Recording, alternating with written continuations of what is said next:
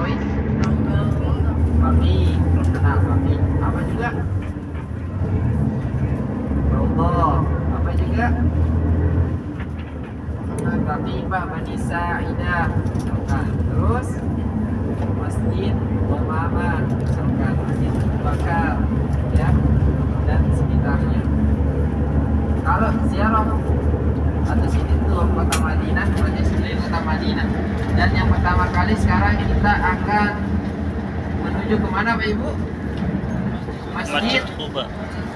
Masjid Quba, ya. Kita pertama kali menuju ke Masjid Quba. Nah, sebelum dijelaskan, semuanya sudah berwudu kan? Sudah. Yang belum pertama-tamaannya. Kenapa demikian? Ada yang tahu keutamaan Masjid Quba? Ada? Karena siapa yang bersuci Belum. dan pahalanya sementara umroh. Kalau umroh, Pahalanya seperti umroh. umroh. Nah, Masjid Quba itu milik keutamaan Bapak Ibu. Perlu Bapak Ibu ketahui, ya. Allah Subhanahu wa taala menyebut dalam firman-Nya dalam Al-Qur'an, ya. Dan ayat ini juga menunjukkan menekankan kepada Masjid Nabawi, bukan Masjid Quba saja. Apa bunyinya?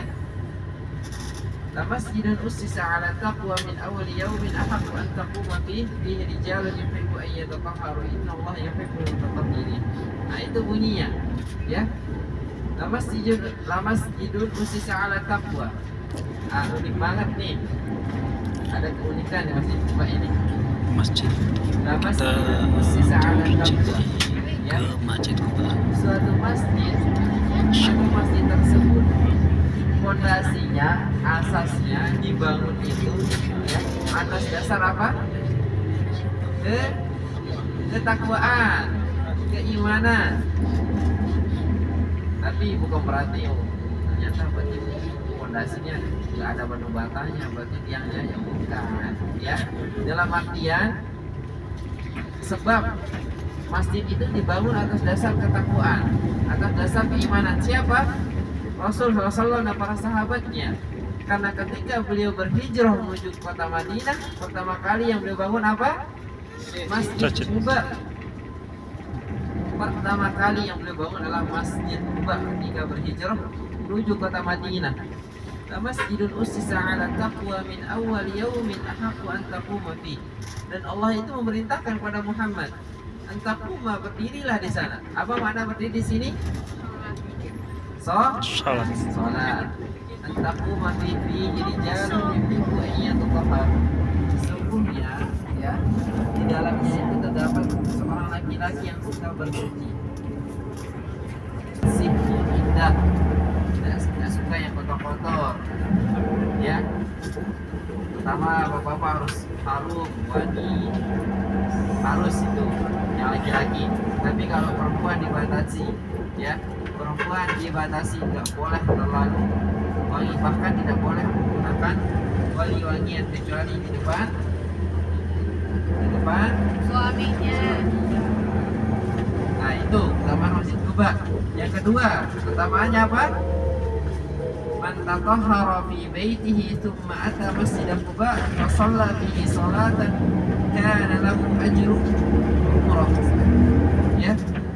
Nah, yang tadi itu barang siapa yang bersuci dari tempat tinggalnya, misalkan kota Madinah, penduduk Madinah, Aslul Madinah itu berada dari rumah mereka. Penduduk Indonesia kalau sedang umroh maka berada dari hotelnya tempat bersucinya atau berwudunya. Kalau yang tidak berwudu di mana Ustaz? Dapat keutamaan enggak? Enggak.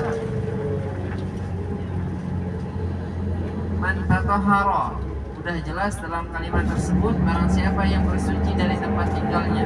Kalau dia tidak sengaja, lupa, ingat maka tidak masalah. Kalau disengaja ya udah. Nanti saya berwudu di sana. Ya.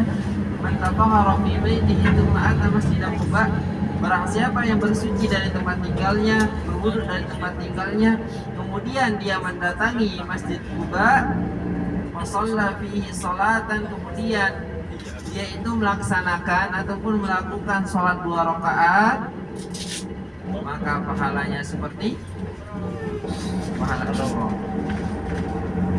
Umroh itu mal, butuh tenaga. Umroh butuh kemauan yang paling penting. Nah, kayak nenek ya, neneknya udah berapa puluh tahun berdoa, sekarang Allah panggil beliau. Ya, sekarang Allah panggil beliau. Bahwasanya ya jamaah umroh itulah termasuk tamunya Raja Salman. Bener kan? Betul. Salah satu termasuk tamunya Raja Salman.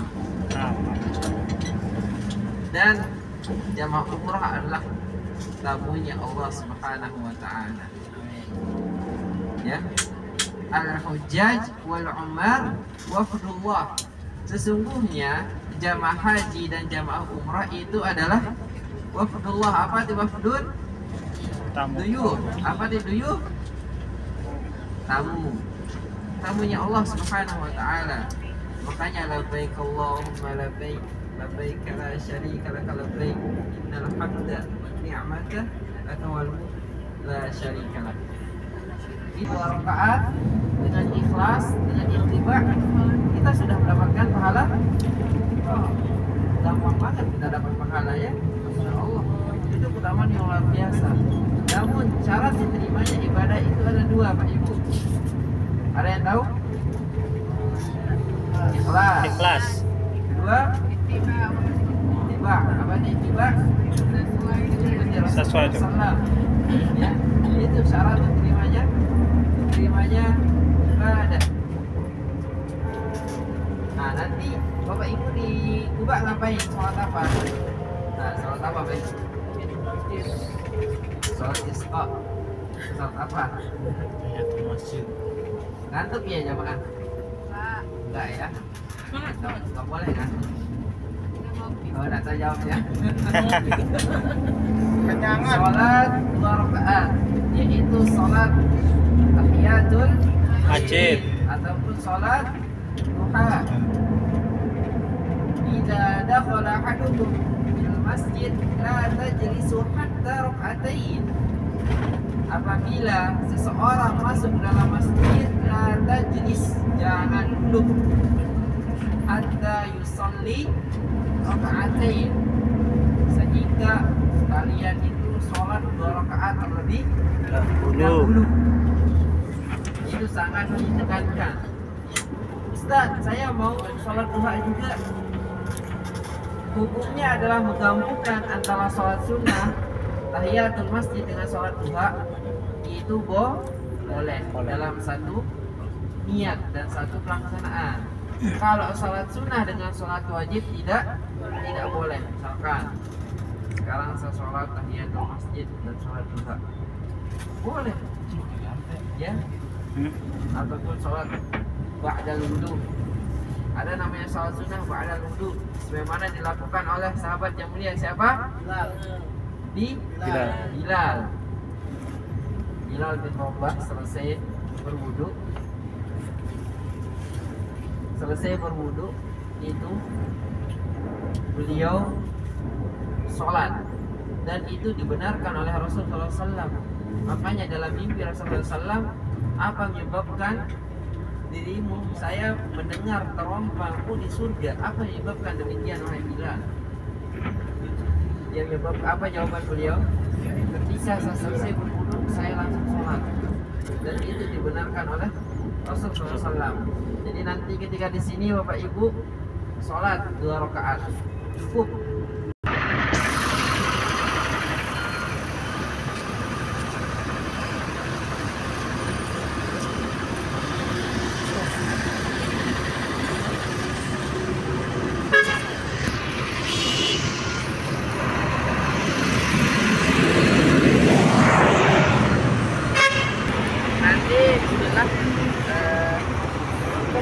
Kumpulnya di sini Pak Ibu, ataupun kalau udah tahu tempat busnya bisa langsung menuju ke bus ya. Untuk titik kumpulnya di sini ya. Nanti yang laki-laki anak-anak yang perempuan nanti anak-anak foto Gi. Video apa foto?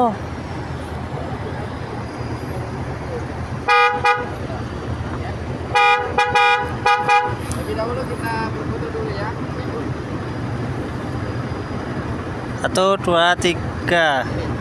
Ulang, ulang. Laki-laki sebelah kiri.